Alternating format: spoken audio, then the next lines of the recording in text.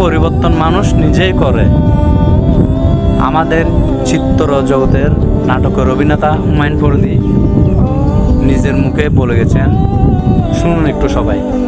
কিছু কিছু পরিবর্তন মানুষ নিজেই করে, আর কিছু কিছু পরিবর্তন মানুষের জীবনে আসে যেটা সে কখনোই চায় না, কখনোই আশা করে নাই। এরকম অনেক জিনিস ঘটে, সেটা আমার জীবনে বহুবার ঘটেছে।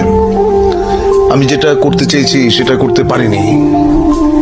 আমি যাকে আঁকড়ে ধরতে চেয়েছি সে আমাকে ফেলে চলে গেছে, বা যাকে আমি স্নেহ দিতে গেছি সে আমাকে ঘৃণা করেছে।